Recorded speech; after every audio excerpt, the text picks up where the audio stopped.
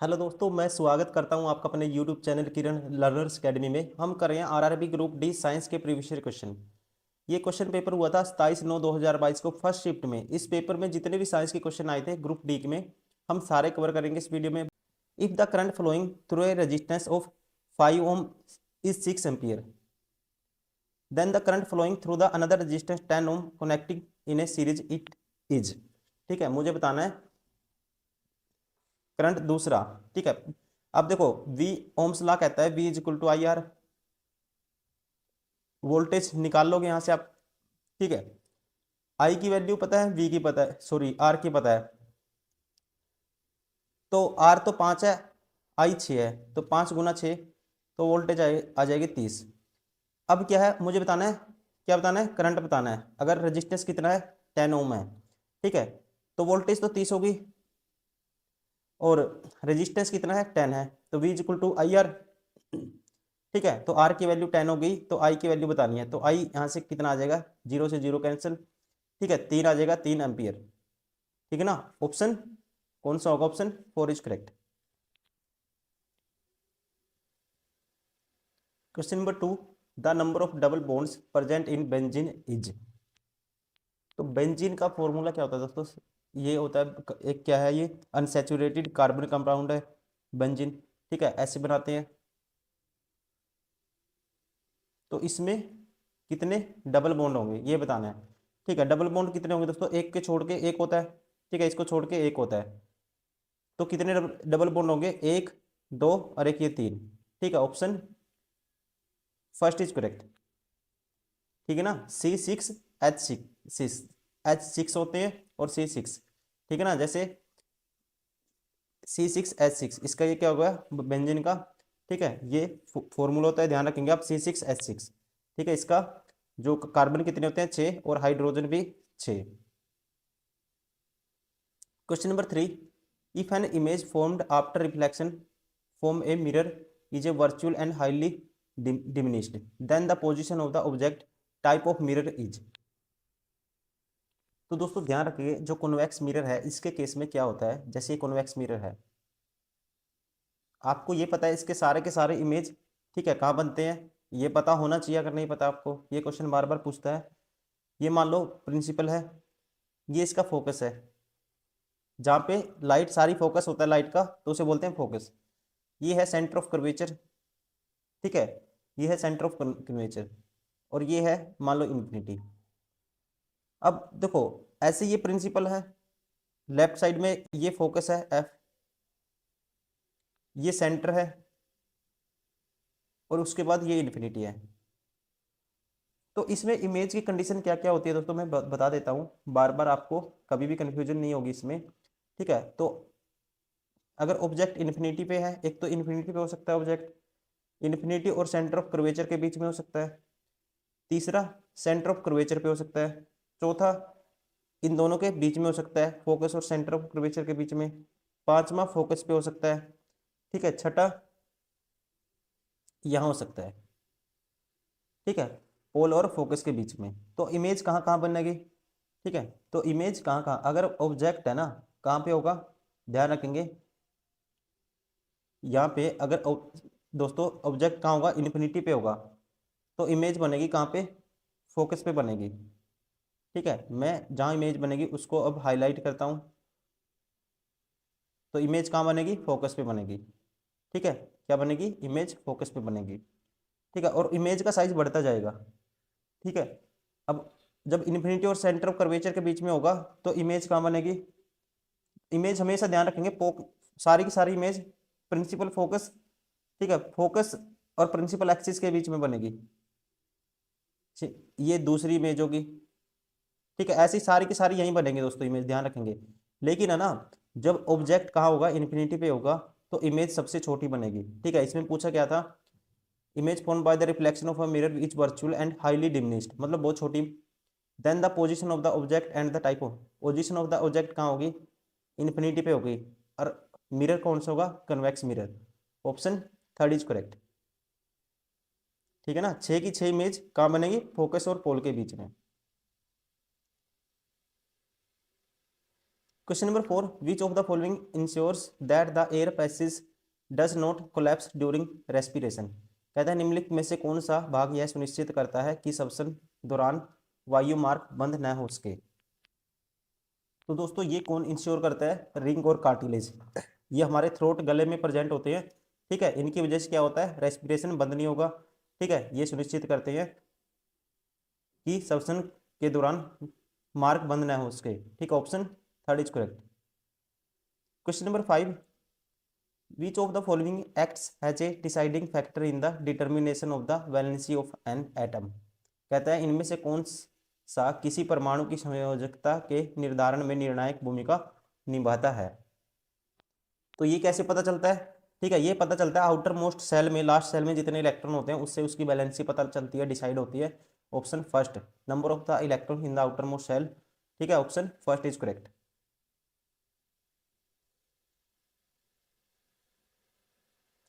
Question number 6, oxides of which of the following elements can not be reduced by H2CO and C। कहता है H2CO और C द्वारा इनमें से किस तत्व के ऑक्साइड का अपचयन नहीं किया जा सकता। तो ये ऑक्साइड दोस्तों, ठीक है, oxide of which of the following elements, तो कौन कौन से ऑक्साइड होंगे। Oxide of the oxides of potassium, lithium, barium, calcium, magnesium, aluminium. ये कभी भी, ठीक है, कैन कह सकते हैं can not be reduced by using carbon, carbon monoxide and hydrogen, ठीक है। तो इनको क्या नहीं किया जा सकता, ऑक्साइड्स नहीं किया जा सकता। तो कौन कौन से हैं इसमें, ऑप्शन में कौन सा है, ठीक है, याद रखें कौन कौन से है, पोटेशियम और sodium, lithium, barium, calcium, magnesium and aluminium, ठीक है। तो ऑप्शन में कौन सा है, calcium, option second is correct. Question number 7, the correct increasing order of metallic character is. तो सबसे पहले तो आपको पता होना चाहिए मेटालिक कैरेक्टर किसी भी एलिमेंट का क्या होता है, ठीक है। ये एबिलिटी होती है to form a positive ion, ठीक है, बाय लूजिंग इलेक्ट्रॉन्स। जो इलेक्ट्रॉन को लूज करके पॉजिटिव आयन फॉर्म करेगा, ठीक है, वो क्या होता है, मेटालिक कैरेक्टर होता है दोस्तों, ठीक है। और ध्यान रखेंगे पीरियोडिक टेबल में मेटालिक कैरेक्टर डिक्रीज होगा अलोंग द पीरियड, जब आप क्या करोगे, लेफ्ट टू राइट जाओगे, ठीक है ना। तो इसलिए कह सकते हैं इसमें से कौन सा होगा, जब लेफ्ट टू राइट जाओगे तो क्या होगा, डिक्रीज होता है लेफ्ट टू, ठीक है, राइट जाने पे। तो सबसे लेफ्ट है, ठीक है, सबसे ज्यादा किसका होगा, जो सबसे लेफ्ट में होता है, कौन होता है दोस्तों, सबसे लेफ्ट में होगा उसका ज्यादा होगा, ठीक है, जो सबसे लेफ्ट में होगा।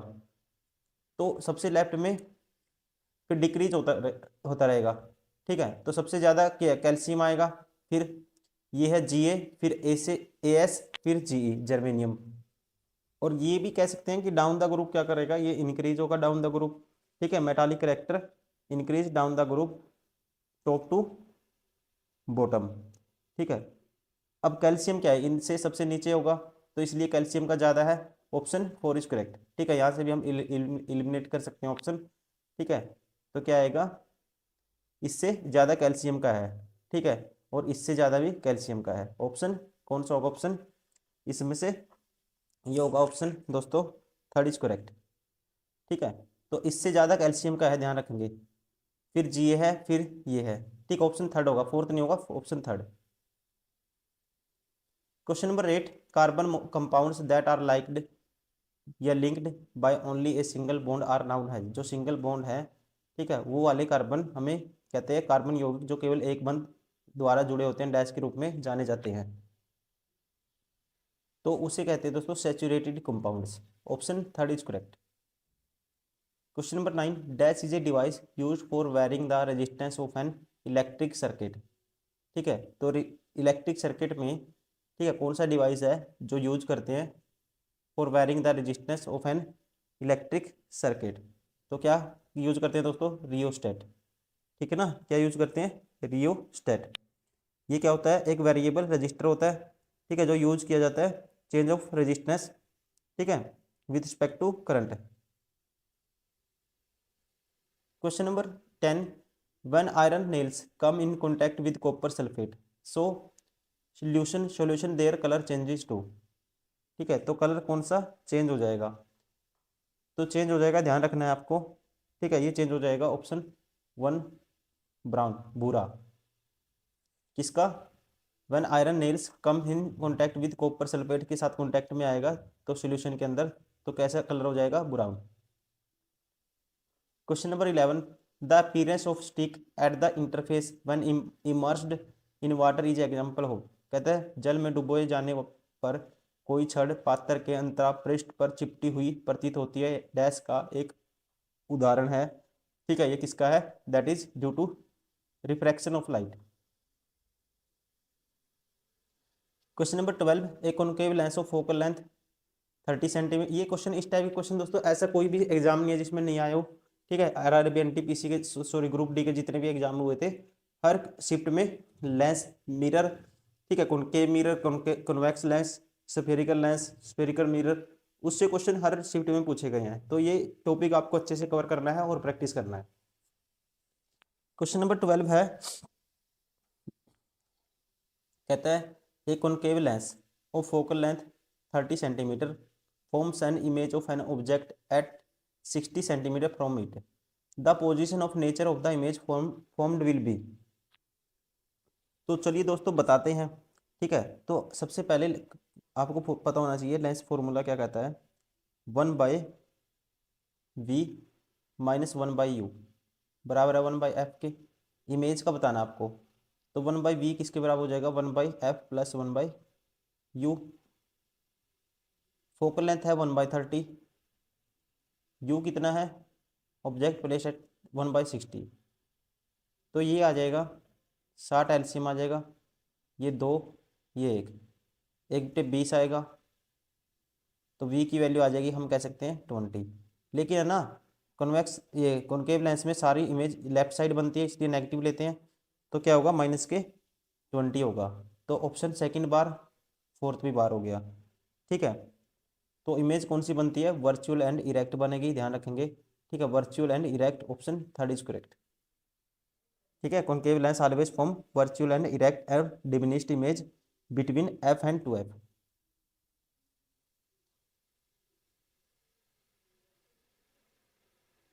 Question number 13, which of the following is used to study the direction of the rotation of the coil in magnetic field in electric motor. तो दोस्तों क्या यूज करते हैं? Fleming's left hand rule. ठीक है, क्या यूज करते हैं? Fleming left hand rule. ठीक है,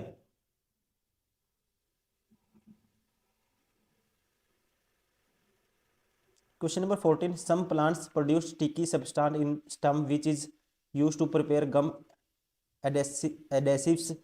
what is the use of this gum to the plant. कहता है कुछ पौधों के तनों में एक चिपचिपा पदार्थ उत्पन्न होता है जिसका उपयोग गोंद आसंजक बनाने में किया जाता है। पौधों के लिए इस गोंद का क्या उपयोग है? तो इसका क्या उपयोग है दोस्तों? ये है, it is a waste product of metabolism. ठीक है, हिंदी में बोलते हैं यह चयापचय का एक अपशिष्ट उत्पाद है। Question number 15, in which of cell organelle the first step of the cellular respiration which of the break down of the glucose a 6 carbon molecule into 3 carbon molecule called pyruvate takes place. कहते हैं कोशिकीय श्वसन का पहला चरण जिसमें 6 carbon अणु अपने ग्लूकोज के 3 कार्बन अणु में पायरुवेट में विघटन होता है, इस किस कोशिकांग में घटित होता है? यह कहाँ पे होता है? ये आपको बताना है। ये होता है दोस्तों cytoplasm, option first is correct.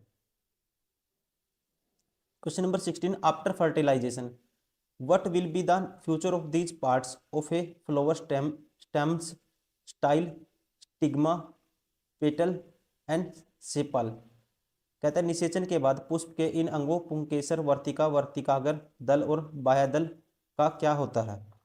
ठीक है, क्या होता है ये आपको बताना है। तो दोस्तों ध्यान रखेंगे, ये होता है, ठीक है, बाह्य दल के अलावा वे जड़ जाते हैं जो कुछ पौधों में स्थायी हो सकता है। ठीक है, क्या हो जाते हैं? इसके अलावा ये जड़ जाते हैं, बाह्य दल के अलावा। ये इंग्लिश में कहेंगे they shed off except sepal which may be persistent, बने रहते हैं इन सम प्लांट्स, कुछ प्लांट में। Option third is correct. Question number 17, many unicellular algae like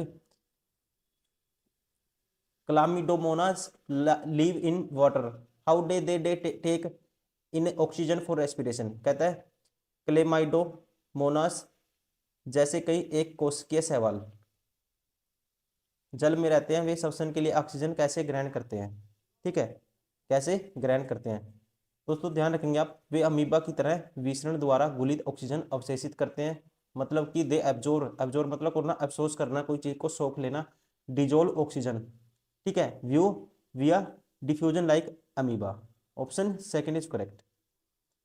क्या करते हैं, वे अमीबा की तरह विसरण द्वारा गुलित, जो गुलित ऑक्सीजन है उसको क्या कर लेते हैं, एब्जॉर्ब कर लेते हैं। Question number 18, in an electric motor the direction of the flow of current reverse using, ठीक है, कैसे रिवर्स करते हैं, किसका यूज करते हुए, स्प्लिट रिंग का। Option second is correct. Question number 19, A coin diameter 10 centimetre is placed at A distance of 3.5 f from a pole of the concave mirror of focal length f, the linear magnification of the diameter of the image r। तो इसमें given है आपको, ठीक है, कितना, जो given है 3, जो u की वैल्यू कितनी है दोस्तों, डिस्टेंस ऑफ ऑब्जेक्ट है u है कितना 7, u की वैल्यू है 7/2f, v की वैल्यू हमें निकालनी है, तो आपको पता 1/f होता है 1/u, तो ये हो जाएगा 2/7f हो जाएगा, प्लस 1/v, ठीक है, 1/v की वैल्यू आ जाएगी यहाँ से, ये माइनस हो जाएगा 1/f माइनस 2/7f, 1/v के बराबर होगा, तो इसका एलसीएम आ जाएगा 7f, ठीक है, f से f कैंसिल, 7 माइनस, ठीक है, कितना आ जाएगा 2, ठीक है, कितना आ जाएगा 2, ये नीचे क्या था ध्यान रखेंगे 7, ये था दोस्तों u की वैल्यू थी, इधर 3.7f थी, ठीक है, और ये जब मैंने उल्टा किया 1/u किया तो ये f नीचे चला गया, ये मल्टीप्लाई में ये नीचे है, ठीक है, ध्यान रखेंगे, ठीक है, ये 7f है, तो ये आ जाएगा 7 - 2 डिवाइड बाई f, मतलब कि 5/7f, ठीक है, 5/7f v, 1/v, v की वैल्यू क्या आ जाएगी यहाँ से 7f डिवाइड बाई 5 आ जाएगी, ठीक है, मैग्निफिकेशन क्या होता है v/u, m होता है v/u, v की वैल्यू है 7f डिवाइड बाई 5, और u की वैल्यू क्या है, ठीक है, u है दोस्तों 7/u की वैल्यू है कितना है v/u, और u की वैल्यू हमारे पास है 7/2f, f से f कैंसिल, ठीक है, 7 से 7, ये हो जाएगा 2/5, क्या आ जाएगा 2/5, तो एक ही ऑप्शन है जिसमें मैग्निफिकेशन कितना है 2/5, ठीक है, हमें डायमीटर निकालने की जरूरत नहीं है जब सारे ऑप्शन इससे इलिमिनेट हो रहे हैं हमारे, ठीक है, इसलिए ऑप्शन 4 इज करेक्ट। निकालना आप निकाल भी सकते हो दोस्तों, ठीक है, डायमीटर कैसे निकालेंगे, डायमीटर निकालते हैं, ये m होता है, अब इमेज, डायमीटर की इमेज निकालना है, ऑब्जेक्ट का हमें पता है डायमीटर कितना है, ऑब्जेक्ट का है 10, इमेज का हमें निकालना है, ठीक है, इमेज का हमें निकालना है, और मैग्निफिकेशन कितनी आई है 2/5, टी बाई या आई बाई 10, तो यहाँ मल्टीप्लाई 5 दूनी 10 और 2 दूनी 4, क्रॉस मल्टीप्लाई हो जाएगा, आई की वैल्यू हो जाएगी 4, ठीक है, तो इसकी वैल्यू 4 आ जाएगी, ऑप्शन 4 इज करेक्ट।